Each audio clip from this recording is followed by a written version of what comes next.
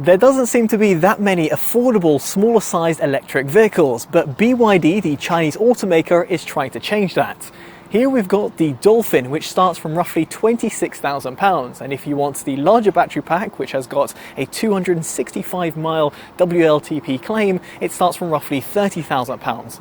So in this review, we'll be comparing it to some of its key rivals, such as the likes of the MG4 EV and the VW ID.3, and to see if it's actually worth its price tag. So to kick things off, I thought I should point out that there are 4 trim levels available at the time of filming and in the UK. Starting off, we've got the active model, which starts from just £26,195. You've got a 44.9 kilowatt hour battery pack and 70 kilowatts of power. Then, as we add an additional £1,000 to the asking price, we get to the Boost model, which has the same battery pack as the active model, but has a more powerful motor that is rated at 130 kilowatts. Now, in terms of the comfort trim, here is where we get the larger 60.4 kilowatt hour battery and 150 kilowatts of total power output. This, on the other hand, costs £30,195. Now, if we add in an additional £1,500, we get onto the design trim, which we have on review. And this effectively adds extra features over the comfort model, such as the panoramic glass roof.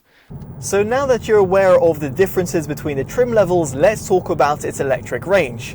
Now, first off, I should point out that there is a BYD Blade battery pack, and that's different from the lithium ion cells that you'd find in a lot of its competitors. Indeed, over here it claims that it is more durable, it has got better strength, it is also better in terms of longevity and also in terms of electric range. Now, while I can't exactly talk about how a different battery pack compares to what you'll normally find in the industry, I can only go based on the manufacturer's claims. Speaking of which, over here you have got roughly 211 miles of WLTP range in the active trim, while in the Boost trim this drops down to roughly 193 miles of range, while in the design and the comfort trims you have got roughly 265 miles. Now, there is a heat pump that comes fitted as standard across the entire trim range. Now, from my own mixed driving test while sat in the design trim, I actually netted a very respectable 235 to 255 miles, and therefore actually makes it compete with some of the very best electric vehicles out there on the market, specifically in its price category. Indeed, over here it actually fares very well in comparison to its biggest competitor, which in my opinion is the MG4 EV, and as you'll be able to see from the mileage leaderboards, the vehicle actually does pretty well. Now, in order for you to be as efficient as possible and to recoup energy back into the battery pack, there is a degree of regenerative braking. Unfortunately, it's done automatically, and as I'm approaching a traffic light, I'm just going to lift off from 30 miles an hour, and you'll be able to potentially note that the vehicle starts decelerating, slower and slower and slower, but it's still going to continue rolling, and it doesn't give you that one pedal drive, which is quite a shame because some of its competitors actually do offer said functionality, and therefore makes your driving within the inner city commute a little less cumbersome. Hopefully BYD will incorporate this via future firmware update, but at the time of filming and at the review, it is not available. Now, of course, if you do want to recoup energy at a much more rapid rate, you can plug it in. And here, via an appropriate DC charger, you'll be able to attain up to 60 kilowatts of input with the smaller battery pack models, while the larger ones have got a rating of 88 kilowatts. Now, while that isn't exactly class-leading figures, you will be pleased to know that it goes from 10 to 80% in roughly 40 minutes. Now, if you're going to be plugging it into a wall box, the active model has got a 7 kilowatt onboard charger, and therefore means you can go from 0 to 100% via the Type 2 port in 7 hours and 18 minutes. Now, on the Boost model, on the other hand, you have got an 11 kilowatt onboard charger, and therefore if you have got access to 3-phase power supply, you can achieve the same amount of charge in just 5 hours. Now, given the comfort and design trims have got that larger battery pack, but do also still come fitted with an 11 kilowatt onboard charger, it means they can also be charged up pretty quickly via an AC charge point at just 6 hours and 12 minutes.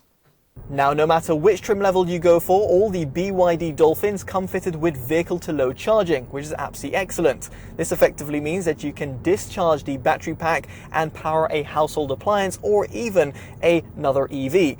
The adapter is supposedly provided within the box and therefore means that every single purchase of the Dolphin will give you that functionality, which isn't the same that could be said about a lot of its rivals. Nonetheless, it's not something that some people were going to be using on a day-to-day basis, but for those people who go camping or of course just simply want to pop on the kettle while they're using their vehicle, well, you can do so in the BYD Dolphin. Now, no matter which trim level you go for, you will find a front-mounted motor. But the motor performance actually does vary, and of course you have got the smaller and the larger battery pack models.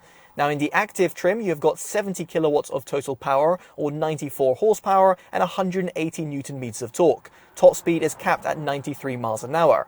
In the boost model you have got the same battery pack as the active but a more powerful motor, giving you 130 kilowatts of power or 174 horsepower. The torque figures have not been shared at the time of filming. Top speed goes up to 99 miles an hour. Now in the comfort and design trims you have got that larger battery pack and a more powerful motor.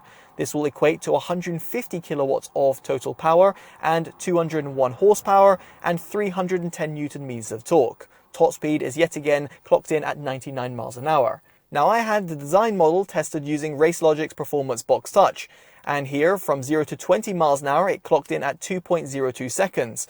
0 to 30 miles an hour in 2.96 seconds, 0 to 60 miles an hour in 6.55 seconds, which is faster than the manufacturer's claim, and 50 to 70 miles an hour in 3.28 seconds. Now yes indeed, the BYD Dolphin is plenty of fun to drive, specifically in the comfort and design trims where you've got that extra amount of power. Although it's worth considering that if you're going to be putting your foot down to the metal and exiting a corner, or going on wetter tarmac, or simply on the country roads, then you might want to actually tether the accelerator pedal a little bit. And that's because you do actually suffer from quite a bit of torque steer, in other words front wheel spin. And that's because all the power is diverted straight to the front wheels only, indeed operating for a front wheel drive setup. Now that's actually quite a shame because some of its competitors, for example the MG4 EV, the ID4 and the likes of the BMW i4 or even the Cupra Born opt for a rear wheel drive configuration or an all wheel drive configuration, and therefore gives you a little bit of extra confidence when you're on those more challenging routes. Now in terms of the driver's feel, similarly over here the BYD Dolphin can't quite compete, but it still does feel quite engaging and did leave me with a massive smile on my face when I was going around those winding country routes. Now as for its suspension system, here in the active trim you have got a torsion beam setup. However, in all the other trims, such as the design one which I'm sat in, you've got a multi-link system which is at the rear.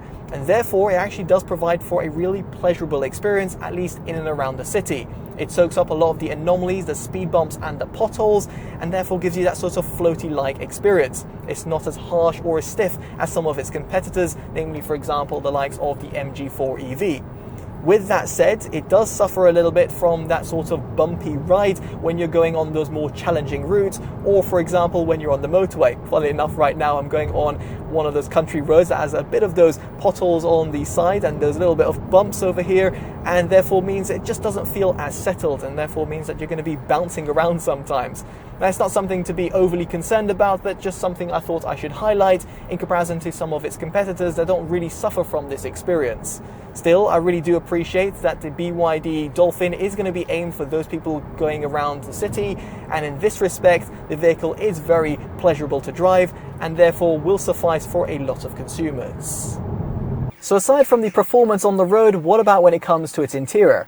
Well, the cabin noise is neither the best or the worst.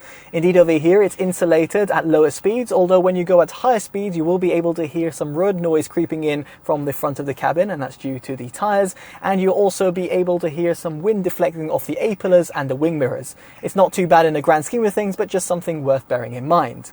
Similarly over here, its 6-speaker audio system is neither the best or the worst, and it will certainly excite throughout the sound frequency range, at least for those people who are not serious audiophiles. There's also a 6-speaker audio system with optimization in the design and comfort trims, which is exactly what I'm sat in, but I've not actually got some further detail about this, so if I do get that details from the manufacturer, I'll make sure I'll pop it down in the description below, or indeed in an annotation.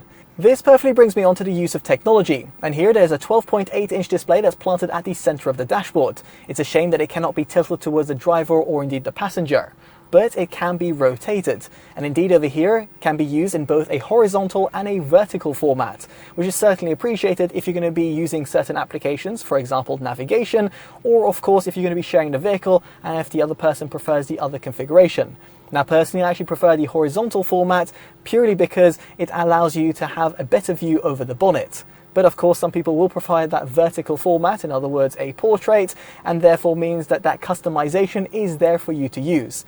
There's a simple tap of the button on the screen, or indeed there's a button found on the steering wheel, which just makes it intuitive to turn when you're on the move.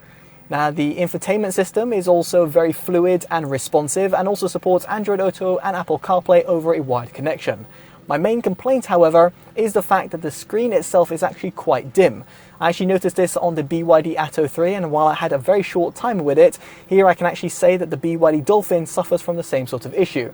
The display itself is nowhere near as bright as one might expect, and therefore if you're going to be using it in bright sunlit conditions, you might actually struggle to see your navigation data or certain information that's displayed on it. It would be great if BYD can actually address this in a future firmware update, although I do think this will be a limitation of the panel itself. With that in mind, the secondary 5-inch display, which serves as the instrument cluster, is actually very bright, and actually over here you might want to tone it down a few notches. This provides you all the key driving information that you'll require and gives you the safety systems that are in operation. It also is very easy to see because it is just placed just underneath the top segment of the steering wheel and is adjusted with the steering column like you'd find on some rival alternatives. So in this respect I've got no complaints. It is a shame that you do not have a head-up display, but given the overall price point of the vehicle, I can't be overly critical. Now for you to interact with the driver's display, there is a few physical buttons found on the steering wheel. There's also a flurry of them that are found by the dashboard, which are certainly appreciated. Now this does actually perfectly bring me onto storage within the cabin, which is actually really good. Here you've got the glove box, which has actually been optimized for right-hand drive vehicles and is also pretty sizable. You then also have the door bins at the front, which will accommodate a 500ml bottle alongside some small to medium-sized valuables. Then towards the rear you have got the door bins, which are unsurprisingly a little bit more limited than the ones at the front, but will suffice for most. And then you've also got a small little area found towards the rear portion of the center console alongside two USB Type-C ports, and then you've also got a pull-down armrest compartment which reveals a further 2 cup holders. Now at the front of the cabin you have also got the center console area, where at the top you have got a non-slip bay. Further down you've also got another non-slip bay which is found underneath a retractable cover. Then further down this you will find 2 cup holders. You've also got a wireless charger which comes fitted in the design trim. All of this is actually very good. Furthermore, it is also really impressive that you have got 2 high-speed USB Type-C ports, where in the active and boost trims they're rated at 18 watts. However, in the more expensive trim levels, in other words the comfort and design, you'll find an 18 and 60 watt USB Type-C ports, which is absolutely ridiculous, and therefore means that you can really power any sort of device. Now what's more is that you have also got its boot, and here you've got 345 litres to play around with, or if you were to drop down the seats you've got 1310 litres, which will certainly suffice when you're doing your weekly shops. Now here you've also got 60/40 rear split folding seats, a hatchback design, an underfloor compartment which will suffice for taking your charging cables, and you've also got a flat loading bay, therefore making it actually pretty practical. The only downside per se is the fact that you've got no front compartment, in other words an area found at the front of the vehicle. But given the amount of storage you've got at the rear of the vehicle, it's really a non-issue. Now while that's all very well and good, what about when it comes to seating comfort? Well here I had absolutely no problems whatsoever as someone who's just under 6 foot, be it at the front or rear of the cabin. Indeed it's actually pretty impressive, both in terms of headroom and legroom, at least if you're sat in the rear outer seats. In terms of the middle seat, headroom is actually quite limited, but if you have small children or younger adults, it won't be a problem. Furthermore, it's great to see that the manufacturer has actually optimized the footwell design as it's completely flat. In terms of the front of the cabin, you have got 6-way electronic seats for the driver, while you've got 4-way electronic controls for the passenger. This, by the way, comes fitted as standard, which isn't the same that could be said about the vast majority of its competitors. You've also got heated front seats in the comfort and design trims only. Elsewhere, you've also got a panoramic glass roof and rear privacy glass in the top spec design trim. The only complaint, however, is that there are no rear air vents, and therefore means that your rear passengers might get a little bit hot or cold depending on the outside temperature. Aside from all of this, I should have a quick word about its interior design, where I do appreciate what the manufacturers tried to achieve. While it's not going to be everyone's cup of tea, I do like the fact that they've gone for that nautical theme, indeed following on from the actual naming of the vehicle. Here you have got door handles which are shaped in a slightly different way, and then even towards the dashboard and even in terms of the speaker grills, they actually have got a little bit of a different design. Furthermore, you'll be able to note that the colour of the interior is actually quite striking, and that is because it matches the exterior paint of the vehicle, and it's very much fitting with the different paints that you might be able to select. However, it's worth noting that if it's not up your street, then you'll be able to select a all black finish instead, and of course this will not come in at an additional extra, which is very much appreciated for those people who just want a little bit more of a subdued design. Now, I would also like to highlight that vegan leather seats and a steering wheel come standard across all trims, which is very much appreciated and shows that the manufacturer is actually trying to reduce its environmental impact. Now, moving past its interior design, it does actually bring me on to its exterior look. And of course, it's all very subjective, so make sure you share your own thoughts down in the comment section below. But what we'll say subjectively is that it actually does look pretty smart in person. In some ways, it's actually pretty cute because of its frontal profile. Now, as for its side profile, it does look pretty sleek, and you've got 16-inch alloys in the active trim, while this moves over to 17-inch two-tone finish alloys in the boost and comfort trims, and you've also got tri-tone alloys in the design trim. As for the rear, it's very much fitting with the rest of the vehicle's design. Now, in terms of your colour choices, there are actually quite a few to choose from, where you've got single tone finishes in all the trim levels. However, in the design model, you'll find a two-tone finish, which is certainly appreciated. Moving swiftly on, we get onto the driver assistance systems, and here it's actually really impressive, because there are a plethora of them that come featured as standard across the entire trim range. Here you've got adaptive cruise control, which actually works a treat by regulating the distance between you and the leading vehicle, and it doesn't actually feel jerky either. You then also have front and rear cross traffic alert, blind spot monitoring system, emergency lane keeping assistance, predictive collision warning, door opening warning, automatic emergency braking, intelligent speed limit control, lane departure warning and prevention, and just to top it off, traffic sign recognition system. It's absolutely excellent to see what BYD have included as standard with the Dolphin, and I would love to see more manufacturers actually adopt this approach. Furthermore, you've also got 360-degree cameras that come fitted as standard.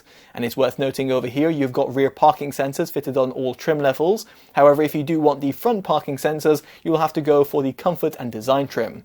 Frankly, over here, I've got no complaints whatsoever, and given the fact that visibility at the front, side and rear are excellent too, it means that the vehicle is also very easy to maneuver and also park. So with all that in mind, it brings us on to our verdict, and quite frankly the BYD Dolphin does tick quite a lot of boxes. It's pretty comfortable to drive, it's nippy, it's got a good electric range, it's loaded with technology within the cabin, and while they might be a little bit quirky, it is certainly appreciated. You've got plenty of driver assistance systems that come fitted as standard, you've got a good amount of space for your rear occupants, and in terms of the overall boot capacity. All of this at a pretty competitive price, and therefore makes the BYD Dolphin very easy to recommend. As such, it gets our Best Buy award. Now granted, there's some other alternatives out there on the market that you might want to consider, from the likes of the MG4 EV, the Cupra Born, the VW ID3, the Mini Electric, or even the likes of the BMW i4 or Polestar 2. Now we'd be curious to know what you make of it down in the comment section below, and how you feel it compares with some of the other electric vehicles that are out there on the market. Now, if you've liked this independent detail review, definitely do consider dropping a like, subscribing and hitting that bell notification, all of which would be greatly appreciated. As such, I've been Chris from TotallyEV, and I'll hopefully see you in the next one. Take care of yourselves, and goodbye.